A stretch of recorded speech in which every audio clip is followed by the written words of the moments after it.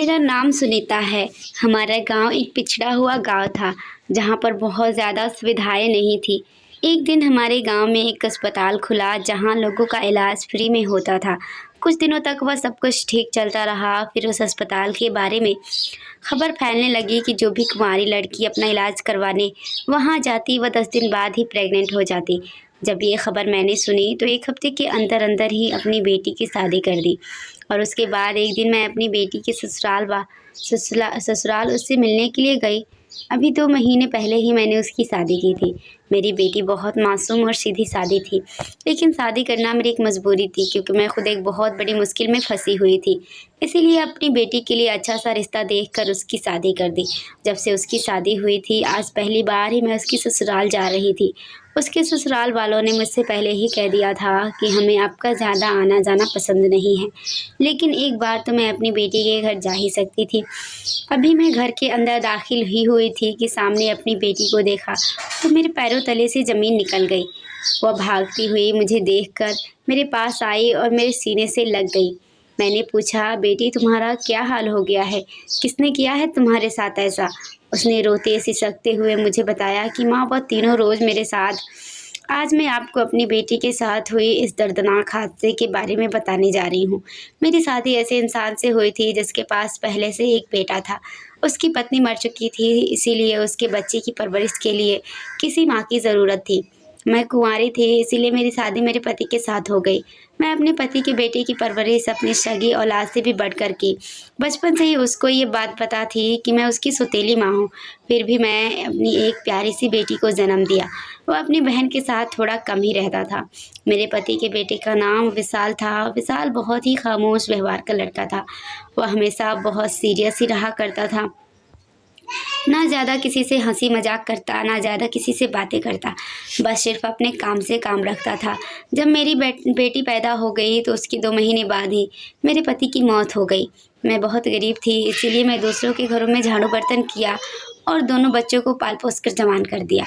मेरी बेटी की उम्र 14 साल हो गई थी, जबकि विशाल की उम्र 21 साल हो चुकी थी। मेरी बेटी मेरी शादी के 4 साल बाद पैदा हुई थी, लेकिन उसके बाद मेरी कोई औलाद नहीं हुई। विशाल पढ़ाई कर रहा था। विशाल के पिता के पहले से ही ख्वाहिश थी कि उनका बेटा पढ़ लिख कर किसी काबिल बन जाए, इसीलिए विशाल हमेशा पढ़ाई में ही बिजी रहता था। मैं लोगों के घरों में काम भी करती थी और अपनी बेटी की भी परवरिश करती थी और बेटी की भी पढ़ाई का खर्चा उठा रही थी। विशाल का व्यवहार मेरे साथ भी बहुत सिंपल सा रहता था। मैंने उसे कभी भी खुलकर हंसते हुए नहीं देखा था। पति की ख्वाहिश थी कि उनका बेटा किसी काबिल बन जाए, इसीलिए मैंने उनकी इस सपने को पूरा करने की अपनी तरफ से बहुत कोशिश की। बेटी को भी मैं थोड़ा बहुत ही पढ़ा पाई थी, क्योंकि अब मेरी उम्र होने लगी थी और मुझसे लोगों के घरों के काम अब ज़्यादा नहीं होते थे। 20 साल की उम्र से ही विशाल ने हमारे गांव के बच्चों को भी ट्यूशन पढ़ाना शुरू कर दिया था। वह लोगों के घरों में जाकर उनके बच्चों को ट्यूशन पढ़ाता था, जिससे उसको थोड़े बहुत पैसे मिल जाते थे और घर का खर्च भी होता रहता था। विशाल अपनी अपनी बहन से भी बहुत कम बात किया करता था। हम दोनों माँ बेटी घर में अकेले ही रहते थे। विशाल तो सारा दिन घर से बाहर रहता था, सिर्फ रात को ही आता था और खाना खाने के बाद सो जाया करता था। मेरी बेटी जवान हो गई थी, उसकी उम्र 14 साल हो गई थी, लेकिन वह सेहत में इतनी अच्छी थी कि कोई भी उसे 14 साल का नहीं बताता था, बल्कि वह किसी 18 साल की लड़की की तरह लगती थी। लेकिन मेरी बेटी बहुत ही ज़्यादा मासूम थी। मैंने उसकी शादी 14 साल की उम्र में ही करवा दी और अभी मेरी उम्र भी 35 साल की ही हुई थी। मेरे पति को इस दुनिया से गए हुए काफ़ी टाइम हो गया था। अब मैं लोगों के घरों का काम भी करना बंद कर चुकी थी, क्योंकि घर का सारा राशन विशाल ही ला दिया करता था। हमारे रिश्तेदार भी थे। मेरे पति के मरने के बाद मेरे पति के भाई और उनके पिता का कहना था कि बच्चों को हमारे हवाले कर दो और तुम शादी कर लो। लेकिन मैंने उनकी एक नहीं सुनी, क्योंकि मुझे अपने बच्चों की परवरिश करनी थी। मैं जब लोगों के घरों में काम करने जाती थी तो मेरे ससुराल वालों ने कहा कि तुम हमारा नाम बदनाम कर दोगी। तुम्हारे पति ने मरते हुए कहा था कि अगर मैं इस दुनिया से चला जाऊं तो मेरी पत्नी की दूसरी शादी करवा देना, क्योंकि मेरे पति बहुत बीमार रहने लगे थे और उन्होंने जाते हुए ये बात कही थी और कही भी मेरे ससुर और जेठ से थी। अब वह मेरे पीछे पड़े हुए थे कि हम अपने भाई की आखिरी ख्वाहिश पूरी करना चाहते हैं, पर मैं शादी नहीं करना चाहती थी। जब मेरे पति की मौत हुई थी तो मेरी बेटी 2 महीने की थी और विशाल 7 साल का था। इतने छोटे बच्चों को मैं दूसरे के भरोसे कैसे छोड़ सकती थी? मैं अपने बच्चों की परवरिश करना चाहती थी। माना कि उस टाइम मेरी शादी की उम्र थी, लेकिन मैं एक माँ होकर जिस तरह से मैं उन बच्चों की परवरिश कर सकती थी, ऐसी परवरिश उनकी कोई नहीं करता। मैं शादी नहीं करना चाहती थी, बल्कि अपने बच्चों के साथ ही ज़िंदगी गुजारना चाहती थी। पर वह लोग मेरे पीछे बुरी तरह से पड़े हुए थे, क्योंकि उनके साथ हमारा हिस्सा भी था। उन्होंने कहा कि अगर तुम बात नहीं मानोगी तो हम तुम्हें तुम्हारा हिस्सा नहीं देंगे। बल्कि मेरा हिस्सा नहीं, पर विशाल का तो हिस्सा बनता था, क्योंकि विशाल अपने पिता का बेटा था। मैं आवाज़ भी नहीं उठा सकती थी, क्योंकि मेरा साथ देने वाला कोई नहीं था। दोनों बच्चे छोटे थे। ऐसी हालत में मैं उनको लेकर कहाँ जाती? फिर जैसे तैसे मैं उस घर से निकल गई और एक किराए के घर में चली गई। वहाँ जाकर मैंने गुज़र बसर किया और लोगों के घरे में काम करके अपने बच्चों को जवान कर दिया। मैंने अपने पति की संपत्ति को छोड़ दिया था, क्योंकि मैं शादी नहीं करना चाहती थी। अब जब विशाल जवान हो गया तो उसने घर का खर्चा भी उठाना शुरू कर दिया। मेरी बेटी हमेशा खामोश रहती थी, जो ज़्यादा किसी से बातें नहीं करती थी। वह अजीब सी थी और घर से बाहर भी नहीं निकलती थी। मैंने विशाल से कहकर उसको ट्यूशन पढ़ाने की भी काफ़ी कोशिश की। विशाल ने उसको ट्यूशन पढ़ाता तो था, लेकिन उसे कुछ भी समझ में नहीं आता था। स्कूल में पढ़ाई उसकी मैं करवा नहीं सकती थी, क्योंकि मेरे पास इतने पैसे नहीं थे कि मैं 2 बच्चों को पढ़ा पाती। इसीलिए मैंने सिर्फ बेटे को स्कूल की शिक्षा दी। मेरी बेटी दिमाग की इतनी ज़्यादा कमज़ोर थी कि वह कुछ भी नहीं पढ़ पाती थी। मैंने एक बार उसका सरकारी स्कूल में भी एडमिशन करवाया था, तो वहाँ की टीचर कहती थी कि आपकी बेटी की दिमागी हालत बाकी बच्चों से बहुत कमज़ोर है, अपनी बेटी का इलाज करवाइए। लेकिन मेरे पास इतने पैसे कहाँ थे कि मैं अपनी बेटी का इलाज करवा पाती। वैसे भी मेरी बेटी का सिर्फ दिमाग कमज़ोर था, वह पागल थोड़ी ही थी जो मैं उसका इलाज करवाती। मैं बड़ी मुश्किल से अपने घर को चलाया था। उस पर घर का किराया भी देना होता था। मुझे अपने पति के घर के हिस्से की बहुत ज़्यादा ज़रूरत थी, क्योंकि वह मेरे काम आता, जो मेरे पति का था। लेकिन उनके भाई और पिता ने मुझे नहीं दिया।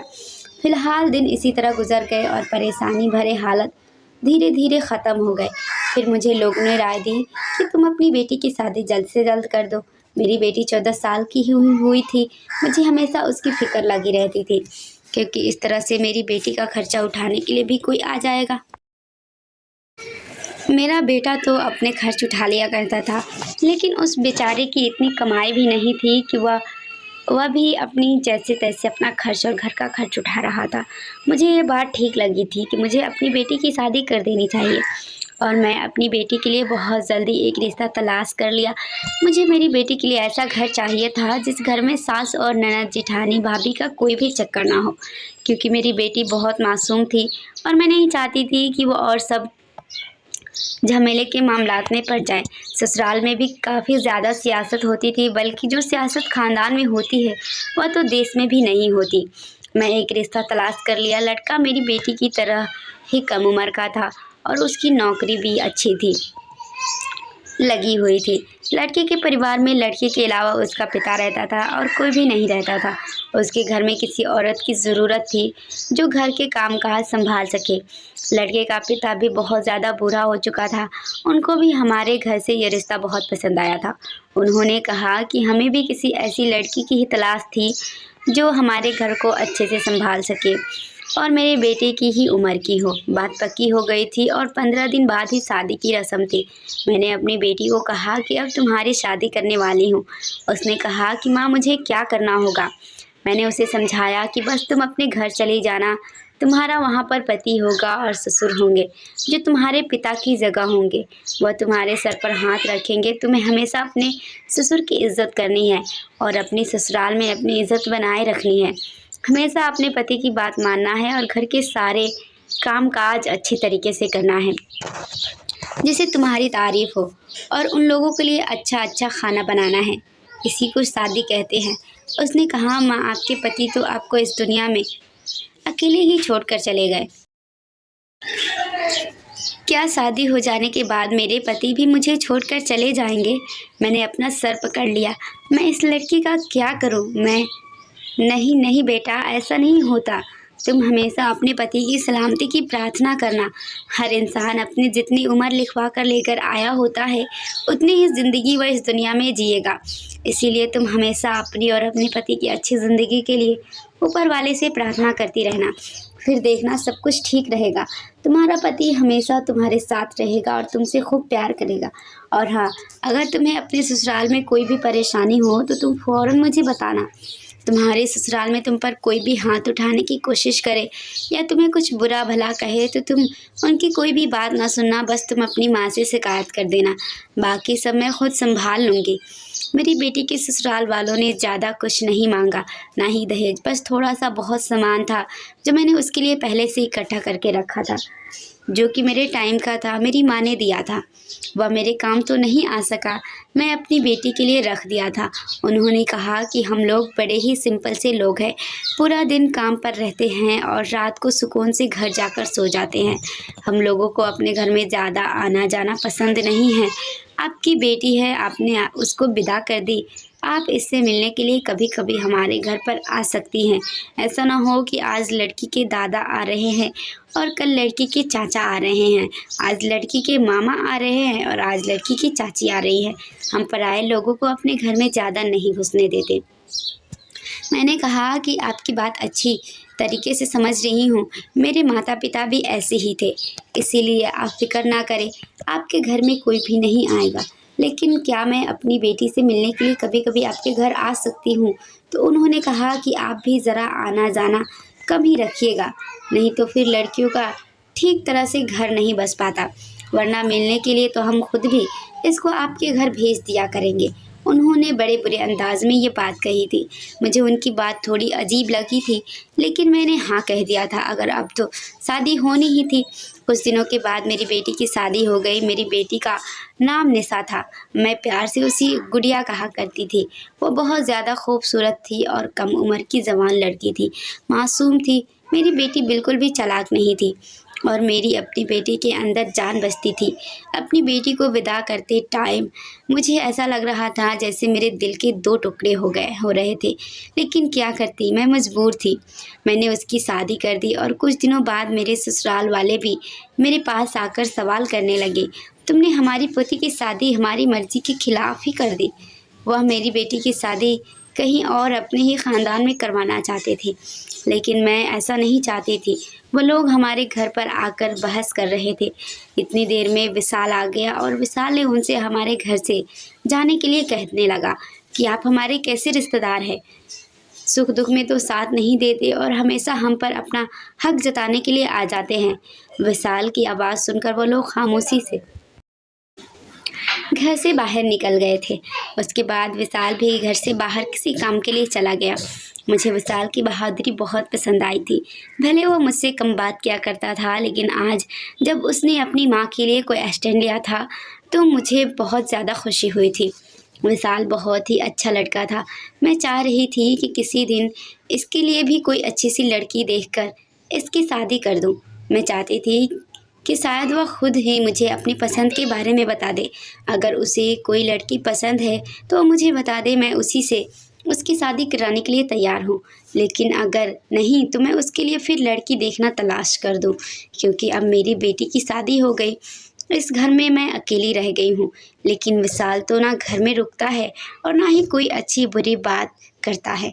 मेरे ससुराल वालों को मेरे बेटे का ऐसा व्यवहार बहुत ही बुरा लगा था। उन लोगों ने अपने घर जाकर खूब हंगामा किया था और कहा था कि हम विशाल को उसके पिता का हिस्सा नहीं देंगे, क्योंकि वो बहुत ज़्यादा बदतमीज़ हो गया है और उसने हमारी बेइज्जती की है। वह लोग पहले से ही हमारा हक मानना चाहते थे, लेकिन मुझे पैसों की बहुत ज़रूरत थी, क्योंकि मैंने सोचा कि मैं अपनी बेटी से जाकर मिल ही आती हूँ। मुझे उनके घर बात करके जाना चाहिए था, पर मेरी बेटी ने जिस नंबर से कॉल की थी वह नंबर स्विच ऑफ जा रहा था। मैंने सोचा कि अपनी बेटी का घर है और मैं पहली बार ही तो उसके घर जा रही हूँ, मैं कौन सा उनके घर बार बार जाती हूँ। और जाकर भी कौन सा उनके घर खाना खाना है या कोई मेहमान नवाजी करानी है। बस अपनी बेटी को देखकर वापस आ जाऊंगी। जैसे ही मैं घर के अंदर दाखिल हुई तो मुझे घर की हालत बड़ी ही अजीब सी लग रही थी। मैं हैरान थी कि मेरी बेटी का पति भी नहीं था। मैं मायूस होकर वापस लौट कर आ ही रही थी कि इतनी देर में मुझे अचानक मेरी बेटी के चीखने की आवाज़ आई। उसने शायद मुझे कहीं दूर से देख लिया और वो कह रही थी कि माँ माँ रुको माँ, लेकिन उसकी आवाज़ ऐसा लग रहा था जैसे बहुत तकलीफ में है। मैंने देखा तो मैं एक कमरे में पड़ी हुई थी। उस कमरे में सिर्फ एक चारपाई थी और एक कुर्सी थी। मेरी बेटी बिस्तर में पड़ी हुई थी। मैंने जाकर उसे देखा, वो बहुत बीमार लग रही थी। मैंने उसे एकदम से गले लगा लिया और मैंने कहा, तुम्हें क्या हुआ है मेरी बेटी? क्या हो गया है तुम्हें? यह हालत कैसे हो गई तुम्हारी? क्या तुम बीमार हो? लेकिन अभी 2 दिन पहले ही तो तुम कह रही थी कि सब कुछ ठीक है। मेहमान आए हुए हैं, मुझे लगा कि मेहमान चले गए होंगे, इसलिए मैं यहाँ पर आ गई। क्या हुआ है तुम्हें? उसने कहा कि माँ मुझे बचा लो, मुझे यहाँ से बचा लो, मुझे यहाँ से लेकर चलो। बुरी तरह से रो रही थी। मैंने उसे गले लगा लिया। उसकी हालत बहुत ख़राब थी। मैं समझ गई थी कि कोई ना कोई गड़बड़ ज़रूर है। वह ठीक से बोल भी नहीं पा रही थी। उसे ठीक से सांस भी नहीं आ पा रहा था। सांस तो मुझे भी नहीं आ रही थी अपनी औलाद को इस हालत में देखकर। मैं भी ऐसे हो गई थी जैसे कोई जुल्म उसके साथ हुआ हो, तो वही सब मेरे साथ भी हुआ है। मैंने उसके आसपास देखा तो उसने कहा कि वह लोग घर पर नहीं हैं, वह आ जाएंगे और उनके आने से पहले पहले ही आप मुझे यहाँ से लेकर चलो। वह आ जाएंगे तो मुझे यहाँ से जाने नहीं देंगे। वह अपने पति और ससुर की बात कर रही थी। मैंने कहा कि किन की बात कर रही हो? तो उसने कहा कि वह कोई 3 लोग हैं, वह अच्छे नहीं हैं, मुझे यहाँ से लेकर चलो माँ, वह बिल्कुल अच्छे लोग नहीं हैं। मैंने अपनी बेटी को चुप कराने की कोशिश की, कहा कि चुप हो जाओ। मैंने उसको उसका दुपट्टा ओढ़ाया और उसको घर से निकाल कर ले गई। मुझे रास्तों का ठीक से पता नहीं था क्योंकि मैं तो रिक्शा में आई थी। मुझे जो रास्ता दिखाई दे रहा था उसी रास्ते पर चलने लगी। मेरी बेटी तो ठीक से चल भी नहीं पा रही थी। फिर मुझे एक रिक्शा नज़र आ गया। मैं फ़ौरन उसमें बैठ गई तो रिक्शा वाला भी हमें अजीब सी नज़रों से देखने लगा। फिर हम लोग अस्पताल चले गए। डॉक्टर ने मेरी बेटी का चेकअप किया। डॉक्टर ने मुझसे पूछा कि क्या ये मैरिड है? मैंने कहा कि जी। तो डॉक्टर मुझे अजीब सी नज़र से देखा। डॉक्टर ने मेरी बेटी का चेकअप किया और उसे नींद की दवा देकर सुला दिया। अब वो अस्पताल में सो रही थी। मैं उसके पास ही बैठी थी। थोड़ी देर के बाद जब डॉक्टर राउंड पर आई तो मैं डॉक्टर से पूछा क्या हुआ है मेरी बेटी को? तो उन्होंने कहा कि आप ज़रा मेरे कैबिन में आइए। मैं डॉक्टर के साथ उनके कैबिन में चली गई। मैंने डॉक्टर से पूछा क्या हुआ है, कोई परेशानी की बात है? तो उन्होंने कहा कि आपने अपनी बेटी की शादी किसके साथ की है? क्या उस आदमी को तमीज़ नहीं? किस तरह का इंसान है? किस तरह के इंसान के साथ अपनी बेटी की शादी कर दी है? उसने अपनी आपकी बेटी की क्या हालत कर दी है? मैंने डॉक्टर से कहा कि मुझे साफ साफ बताइए मेरी बेटी के साथ क्या हुआ है। तो डॉक्टर ने मुझे ऐसी बात बताई कि मेरा सारा शरीर ही कांप उठा था। डॉक्टर ने कहा था कि मुझे पूरी बात के बारे में तो पता नहीं, लेकिन एक आपकी बेटी के साथ कुछ ज़रूर गलत हो रहा था। या तो ये सब कुछ उसका पति कर रहा था या फिर कोई और। ये बात तो आप अपनी बेटी से ही पूछ सकती है। लेकिन आपकी बेटी को बहुत ज़्यादा आराम की ज़रूरत है। इसे खाने पीने की ज़रूरत है। बहुत ज़्यादा कमज़ोर हो गई है। उसकी बॉडी में खून भी बहुत कम हो गया है। बल्कि उसकी ऐसी हालत में तो उसे अपना बहुत ज़्यादा ख़्याल रखना चाहिए। पता नहीं इसने आखिरी बार खाना कब खाया था। आपकी बेटी का शुगर लेवल तो बहुत ही कम हो गया है। तभी वह बेहोश हो गई थी। हमें इसे 2-3 दिन तक यहाँ पर ही रखना होगा। मैंने कहा कि आप मेहरबानी करके अगर इसके बारे में कोई यहाँ पर पूछने आए तो आप उनको मत बताना, क्योंकि मैं इसको इसके घर से इसके पति की परमिशन के बिना ही लेकर आई हूँ। डॉक्टर ने कहा कि मैं समझ सकती हूँ, आप इसके नाम की जगह किसी और का नाम लिखवा दें ताकि स्टाफ को भी समझाने की ज़रूरत ना पड़े। आप इस मामले को अच्छी तरह से देखें। बेटियों का ख्याल रखना पड़ता है। बेटियों की शादी करके इस तरह से बेफिक्र नहीं हो जाते। आजकल ज़माना बहुत ख़राब है। मैं एक डॉक्टर हूँ और इस तरह के केसेस मेरे पास आते रहते हैं और सोचती हूँ कि जितना हम सोचते हैं इससे ज़्यादा इस ज़माने में बुरे लोग हुए भरे पड़े हैं। डॉक्टर की बात सुनने के बाद मैं अपनी बेटी के पास आ गई और उसके पास बैठकर मैं अपने चेहरे को ढक लिया था। और जब भी कोई कमरे के अंदर आता तो मैं डर जाती। दिन तो मुझसे वहाँ पर गुजारा नहीं जा रहा था। किसी तरह मुश्किल से मैं 1.5 दिन ही गुजार पाई थी कि विशाल की भी कॉल आ गई और उसने कहा कि मैं आज शाम को ही घर वापस आ रहा हूँ। मेरा काम जल्दी ही ख़त्म हो गया है, जबकि उसको अगले दिन ही आना था। मैंने उसे भी सब कुछ बता दिया, वो भी हैरान रह गया। मैंने उससे कहा कि अगर मैं इसको घर ले जाऊँगी तो वो लोग घर पर भी आ जाएंगे। तो विशाल ने कहा कि ये मेरा घर है, कोई खुला दरवाज़ा नहीं जो बिना इजाज़त के कोई भी चला आए। आप बेफ़िक्र रहो और निशा को लेकर घर आ जाओ, मैं उन लोगों को देख लूँगा। मैं अपनी बेटी को लेकर अपने घर आ गई। मैं अपने बेटे को भी सब कुछ बता दिया था, वह भी हैरान रह गया। उसने कहा कि मुझे तो लगता ही था ये लोग कुछ ठीक लोग नहीं हैं। मेरी बेटी को होश तो तब आया, वह बुरी तरह से डर रही थी। मैंने उसे गले से लगा लिया। मैंने कहा कि क्या बात है बेटी, क्या हुआ है तुम्हारे साथ? वह कहने लगी, माँ वो लोग बहुत बुरे थे, मुझसे सारे घर के काम करवाते थे, मुझ पर हाथ भी उठाते थे और वो लोग 3 थे और मैं अकेली थी। मैंने कहा कि 3 लोग कौन हैं? लेकिन तुम्हारे ससुराल में तो सिर्फ 2 ही लोग थे, तुम्हारा पति और तुम्हारा ससुर। मेरी बेटी कहने लगी, मेरे पति और मेरे ससुर का छोटा भाई, इन दोनों ने मेरी इज्जत के साथ खिलवाड़ किया। ये कहकर वह खूब रोने लगी। उसने अपने मुंह पर हाथ रख लिया क्योंकि डॉक्टर ने मुझे पहले ही बता दिया था। मुझे अपनी बेटी की बात सुनी नहीं जा रही थी। मैं भी बुरी तरह से रोने लगी, तड़पने लगी। मुझे ऐसा लग रहा था कि मेरा सांस भी बंद हो जाएगा। मैं बाहर आई तो मुझे चक्कर से आने लगे। तभी मुझे मेरे बेटे ने थाम लिया। उसने भी मेरी आंखों में देखा। मैंने कहा कि ये क्या हो गया विशाल, ये जुल्म मुझसे ही हुआ है। मैंने ही जल्दी में अपनी बेटी की शादी करवाई थी। यह क्या हो गया है? डॉक्टर के हिसाब से ये माँ बनने वाली है और पता नहीं इस बच्चे का बाप कौन सा है। मैं बहुत परेशान हो रही थी, मैं डर रही थी, उलझी हुई थी और ये सोच रही थी कि मेरा बेटा क्या कहेगा, क्या जवाब दूंगी मैं इसको। वह मुझसे पूछेगा कि आपने अपनी बेटी की शादी खुद ही की थी, लेकिन कहीं आपकी ही बेटी खुद तो ऐसी नहीं थी। इसका तो किसी के साथ चक्कर नहीं था, क्योंकि इस ज़माने में क्या नहीं हो सकता। मेरी मासूम बेटी के साथ जिन लोगों ने ये सब कुछ किया, वो भी तो इंसान ही थे। शुरू शुरू में मैं देखने में ये लोग बड़े ही अच्छे और शरीफ लग रहे थे, फिर इन्होंने मेरी बेटी का ये हाल बना दिया था। मेरा बेटा भी तो मेरी बेटी का सौतेला भाई था। वो अपने भाई को भी दूर दूर से ही देखा करती थी। शायद इसके लिए मामला अजीब होता।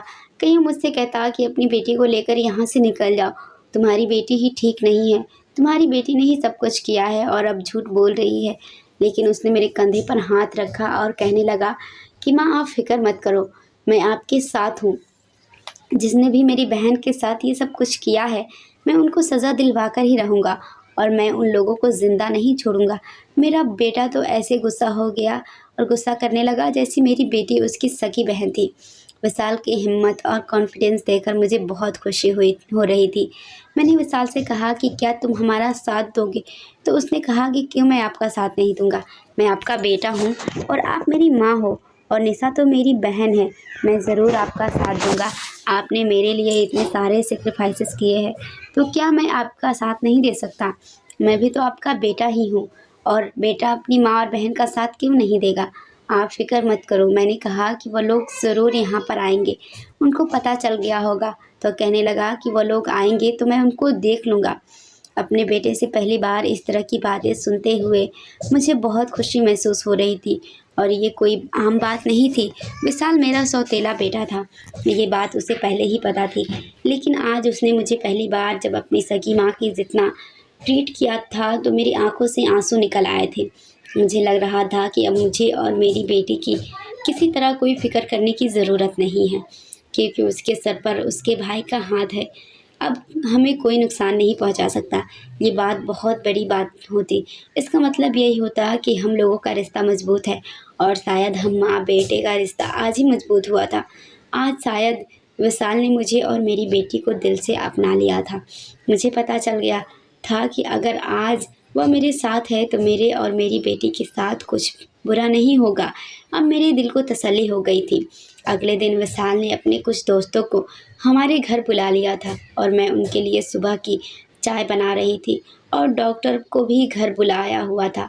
डॉक्टर ने मेरी बेटी का चेकअप किया और उन्होंने कहा कि इसकी तबीयत पहले से बेहतर है। मेरी बेटी सो रही थी, उसे नींद की दवा दी जा रही थी ताकि वह सो सके और आराम कर सके।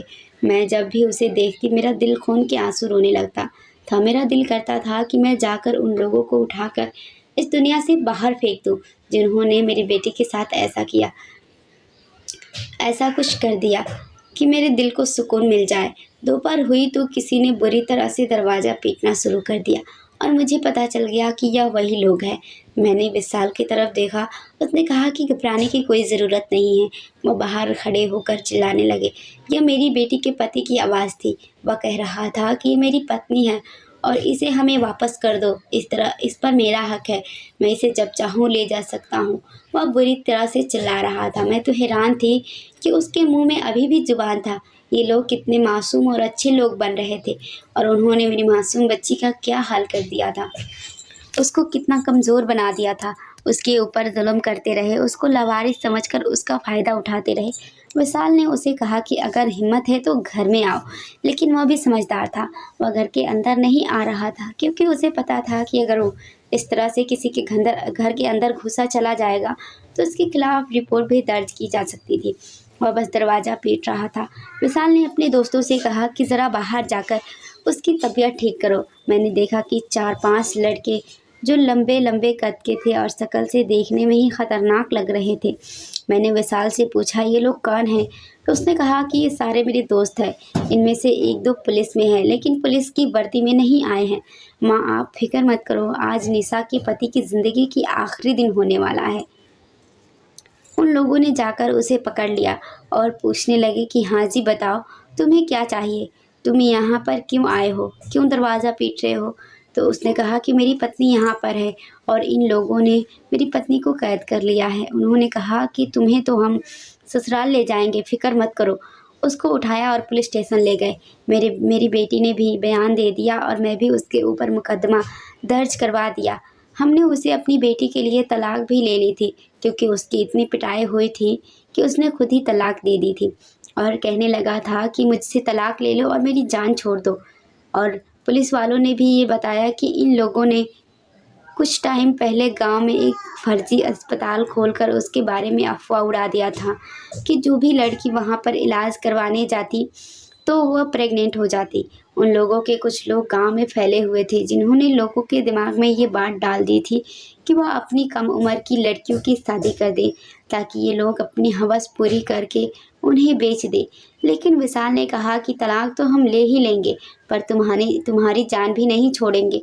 फिक्र मत करो, तुम्हें भी ठीक कर देंगे। तुम्हें बताते हैं कि तुमने किस तरह के लोगों से पंगा लिया है।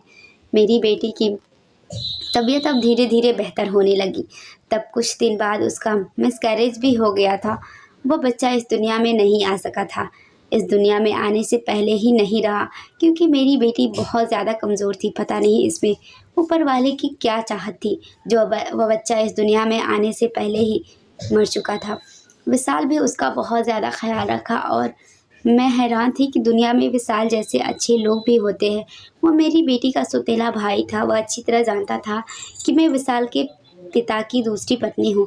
पहले तो विशाल का बिहेवियर मेरे साथ अच्छा नहीं रहता था, लेकिन फिर भी उसने अब हमारा बहुत साथ दिया और एक सगा बेटा और भाई होने का फ़र्ज़ निभाया। विशाल ने मुझसे कभी कोई उल्टी सीधी बात तो नहीं की थी और ना ही कभी उसने मुझे गलत समझा था। विशाल ने अपनी बहन का बहुत ख्याल रखा और अपनी बेटी की ज़िंदगी में आई हुई इतनी बड़ी परेशानी को ख़त्म कर दिया, उसको सुलझाया और कभी ये तक नहीं जताया कि उसने अपनी सौतेली बहन के लिए इतना कुछ किया है। ऐसे लोग भी दुनिया में होते हैं। मेरी बेटी अब उसको भैया कहती है, जबकि पहले ये दोनों भाई बहन आपस में बात भी नहीं करते थे। मेरी बेटी की ज़िंदगी में भाई की कमी थी जो कि विशाल ने उसके सर पर हाथ रखकर सगे भाई की तरह पूरी कर दी थी। मेरी बेटी बहुत मासूम थी और लोगों ने उसकी इस बात का फ़ायदा उठा लिया था, लेकिन अब उसके अंदर हिम्मत पैदा होने लगी थी। विशाल उसे अपने साथ बाहर लेकर जाता और कहता, सर उठाकर चलो, मैं तुम्हारे पीछे खड़ा हूँ, तुम्हें परेशान होने की ज़रूरत नहीं है। मेरी बेटी से कहता कि तुम घर से बाहर निकलो और शॉपिंग किया करो और लोगों से बातें किया करो और लोगों से बात भी किया करो। अपने फ्रेंड्स बनाओ और अपनी फ्रेंड्स के घर भी जाया करो। तुम्हें किसी से भी डरने की ज़रूरत नहीं है। वह मेरी बेटी की हिम्मत बना रहा था और उसे बहादुर बनाने की कोशिश कर रहा था और बिल्कुल ठीक कर रहा था। हमारी बेटियां खुद इस काबिल होनी चाहिए कि उन्हें अच्छे बुरे की तमीज़ हो और उन्हें पता हो कि उन्हें कब आवाज़ उठानी है और मेरी बेटी ने जब मुझे कॉल की थी तो उसका पति उसके पास ही खड़ा हुआ था। उसके पति ने ही उसे कॉल करवाई थी और कहा था कि अपनी माँ से कहो कि सब कुछ ठीक है। जब भी कुछ भी ठीक ना था मगर मेरी बेटी के अंदर हिम्मत होती तो वह इस टाइम अपनी परेशानी के बारे में बताती कि माँ मैं ठीक नहीं हूँ, मुझे आकर बचा लो। और यही हिम्मत अब उसका भाई उसे देने की कोशिश कर रहा था। मैं ऊपर वाले का जितना शुक्रिया करूँ उतना ही कम है। आज मेरे दोनों ही बच्चे मेरे पास हैं और बहुत खुश है। जिन बच्चों के लिए मैं इतना सेक्रीफाइसेस किया था आज वह रंग ले आया था। मेरे बेटे ने हमारे घर की जिम्मेदारी को अपने सर पर उठा लिया था और अब उसने हमारे घर के हालात भी ठीक कर दिए थे। उसने अपना मकान भी खरीद लिया और किराए के झंझट से भी हम लोग बच गए हैं। दोनों बहन भाई में इतनी ज़्यादा मोहब्बत है कि मैं उनको देखकर हमेशा खुश होती रहती हूँ। विशाल का कहना है कि आपने हमारे लिए बहुत सेक्रीफाइसेस किए हैं, बहुत परेशानियाँ उठाई है, ख़ासकर मेरे लिए। आपने लोगों के घरों में काम करके मुझे पढ़ाया लिखाया। शायद मेरी सगी माँ भी होती तो मेरे लिए इतना नहीं करती जितना आपने मेरे लिए किया है। मैं आपको अपनी सगी माँ से भी बढ़कर चाहता हूँ। मैं अपनी माँ से और बहन से बहुत प्यार करता हूँ और आप ही लोग मेरी फैमिली है। अब मैं बहुत खुश हूँ कि मेरी फैमिली कंप्लीट हो गई थी और मेरे बच्चे आपस में खुश हैं और दोनों बच्चे ही समझदार हैं। दोस्तों मैं उम्मीद करती हूँ आपको हमारी कहानी पसंद आई होगी और कहानी पसंद आई है तो वीडियो को लाइक करें, नए हैं तो चैनल को सब्सक्राइब करके बेल आइकन को प्रेस कर दें ताकि वीडियो की पहली अपडेट आपको सबसे पहले मिले। दोस्तों हमें सपोर्ट करें क्योंकि हमें आपकी सपोर्ट की बहुत ज़्यादा ज़रूरत है। धन्यवाद।